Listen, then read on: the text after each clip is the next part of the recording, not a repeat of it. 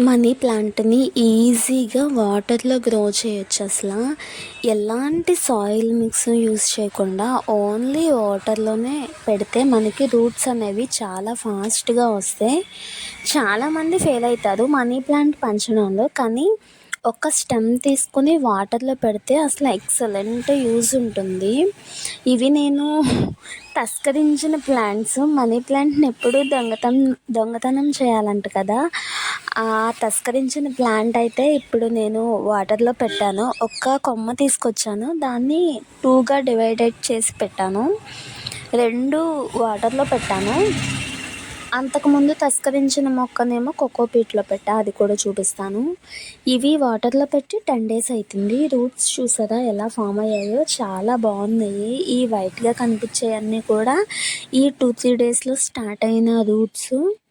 చాలా బాగా గ్రోత్ అవుతుంది. వాటర్ అయితే నేను 5 డేస్కి ఒకసారి చేంజ్ చేస్తున్నా. ఓన్లీ వాటరే. దానిలో ఇంకైతే ఏమీ వేయలే నేను.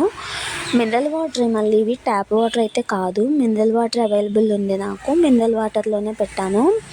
రూట్స్ కూడా చాలా బాగా ఫామ్ అయింది. ఇక్కడ స్టెమ్ వస్తుంది చూసారా చిన్నగా.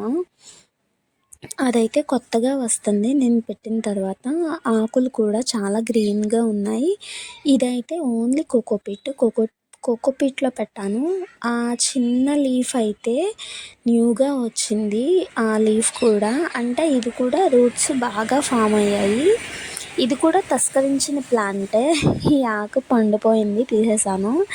ఇది కానీ కొంచెం స్లోగా ఉంది. వాటర్‌లో పెట్టిందయితే చాలా బాగుంది గ్రోత్. ఇది 20 డేస్‌కి అయితే లీఫ్ వచ్చింది. మనం ఎలాంటి ప్లాంట్ అయినా సరే ఈజీగా గ్రో చేయొచ్చు కోకోపీట్లో అనేది వాటర్ అనేది ఎక్కువ పొయ్యకూడదు మనము. ఆ వాటర్ ఎక్కువ పోయడం వల్ల కోకోపీట్ అనేది కుళ్ళిపోతుంది.